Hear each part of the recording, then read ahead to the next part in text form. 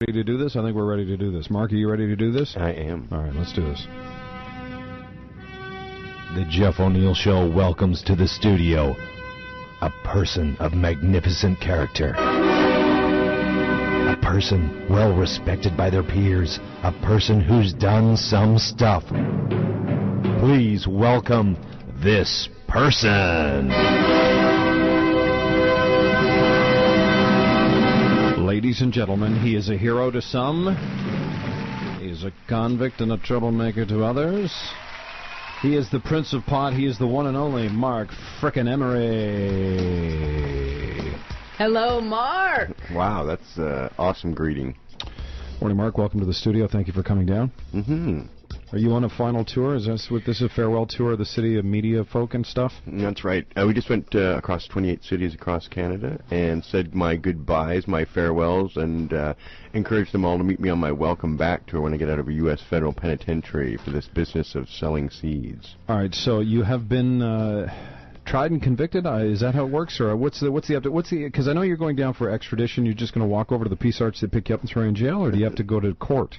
I have to go to court, and I'll be sentenced on what we've agreed to be a 5-year term, which could be as much as 4 years and 3 months in the U.S., or if you get me back to Canada, I could be out on day parole in about 10 months and full parole in 20 months. Either way, it's a bad time, but it was either that or like 50 to 100 years, because they've been calling me the most outrageous things in the U.S. Justice Department. 100 years? Yeah, they said I was the most significant threat to the United States that came out of Canada. You and Al-Qaeda. Top 50 most wanted in the world. That's crazy stuff, because the most I have ever been convicted of in this country is passing one joint.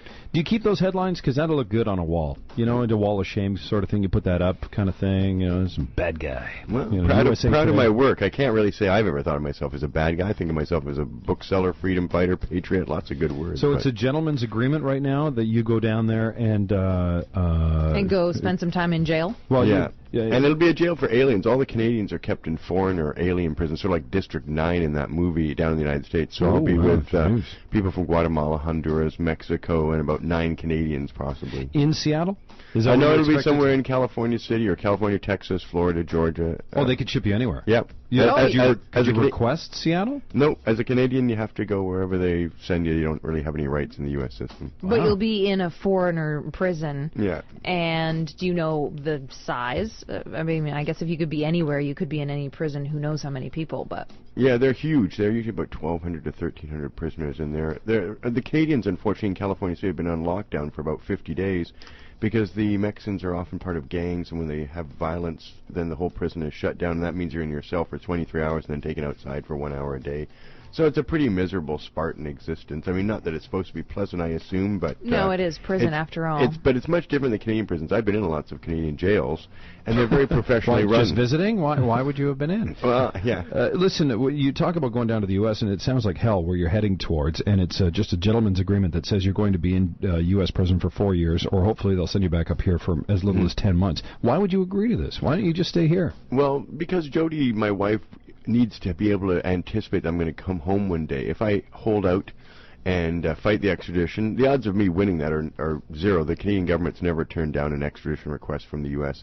And that would be like 30, 40, 50, 100 years. They were promising me like life and all these different things. So that's their way of threatening me to the degree that I would accept a 5-year term with some degree of eagerness, only because the alternative is like a gulag forever. This is crazy. No, it is, and it's all basically... you've been slid a note. What's the note say? Somebody slid you a note. It says you're passing notes in class. It's a recipe. Jody reminds me that conservatives aren't accepting transfers of weed prisoners. It used to be that anybody in the American system was automatically... I don't mean to laugh. That just is. Yeah, it sounds so absurd. It's an automatic transfer normally. In the Liberal government days, everybody came back over in just 6 months to a year after their conviction. Unless it's a drug conviction or specifically a marijuana conviction. No, drug conviction now, Hey, you know what, Marc? I heard you on CKNW last week, or maybe it was last month, and you said something that kind of stuck with me. It resonated, and you talk very eloquently about this sort of thing, and I want to ask you. You said nicotine inhibits the capillaries of the lungs.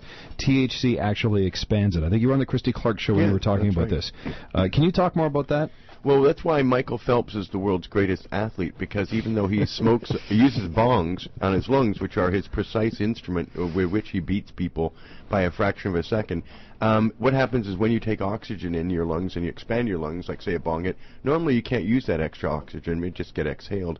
But when you have THC in your lungs, it actually opens up the capillaries and it delivers more oxygen to the affected area. So it's constantly giving your lungs more oxygen when you have a bong hit than it would be if you were just breathing normally. And then the THC actually attacks tumors, old cells, necrotic cells on the surface of your lung lining and keeps you cancer-free. That's why no one ever gets cancer of the lungs or respiratory system who just smokes marijuana. Not a one. What about tar? Because if you're, you get tar in your lungs, don't you? You do, but it gets broken down by the THC, and you expectorate it, like either hork it up or you either exhale it. Expectorate is a much nicer word. It is, Loogie. yeah. It's nicer than loogie. We're talking to Marc Emery, the Prince of Pot, who is facing extradition. When do you leave for Seattle, by the way? It's expected on Monday, September 21st. So do you just drive up to the Peace Arch, or are you being escorted, or do you just show up at a court in Seattle and plug the meter for a couple hours and hope all goes well? I get escorted from the border back to Seattle in handcuffs, I would think. Oh, that should be fun. With camera crews in tow. I guess. I'm not sure where they'd actually fit in the vehicle. Well, no, I mean behind you kind of thing or whatever. And you're being charged with trying to overthrow the U.S. government? Well, by selling marijuana seeds. That's the hyperbole they're offering, but it was just, I'm accepting one count of distributing marijuana, which is these seeds. And basically it was 3 charges I was facing, conspiracy to distribute, manufacture, and this business called money laundering. Now the funny thing is, if I'd have kept all the money and put it in my pocket, it wouldn't be money laundering, because I gave away $4 million to so many great things, including ballot initiatives in Washington, D.C., Arizona, Colorado, Alaska, Supreme Court challenges here in Canada, class action suits, global marijuana marches, everything. We were financing the entire movement to some degree. So that's what they're really upset about, all that money I gave away to thwart the U.S. drug war. All right, joining us in studio is Marc Emery. We've got to take a short break. When I come back, 2 big things I want to ask Marc Emery. How do you stop paranoia when you're high? And would legalization of weed end the deficit in British Columbia? Are politicians hypocrites? Marc Emery, and we'll take your phone calls. More in just a minute. More of the Jeff O'Neill Show next on the Fox. All right, if you're just joining us in studio right now, we've got as a special guest the Prince of Pot, Marc Emery. Marc, who was the first to call you the Prince of Pot? Where did that come from? Is that a news thing? Where did that come from? The Seattle Post Intelligencer in 1996. And then CNN used it on a show they did called CNN Visits Canada's Prince of Pot. And it was a worldwide special, and then after that, everybody's used it, from Time Magazine, Rolling Stone, even the New York Times. Now, if you just sold marijuana seeds and did your thing in Canada, you wouldn't really be in a whole mess of trouble, right? That's it's right. because you're doing all this in the U.S. from Canada. But why are you stirring the pot in the U.S.? Just because you're a shit disturber? Well, no, that's because where the drug war emanates from. Like, Canada's just a byproduct of the U.S. policy. The fact we have prohibition here is just because the Americans have prohibition. So to slay the beast, as it were, or to solve the problem, you've got to go right to the heart of the beast, and that means the United States, and help liberate those people. Remember, it was called Overgrow the Government. It was this big concerted effort that I would sell seeds, raise millions of dollars, give it away to participate in the democratic system on one level, and on the other level we'd have tens of thousands of plants going up every year all over the globe, running all these cops ragged, trying to defeat them, destroy them, and I thought that would be a great way to occupy tens of thousands of cops while at the same time forwarding the revolution. Did it work? Did it work? Did it work? I think it's been very successful. We've more pot on the planet than ever before, more people smoking it, and more people as part of our culture, and more people politically aware.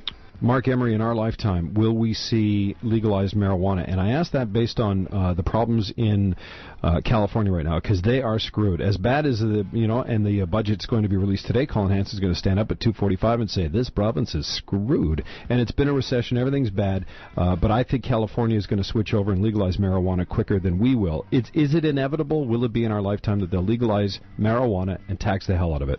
Oh yeah, you'll definitely see that. But there's always going to be some little Nazi trying to make it prohibition again.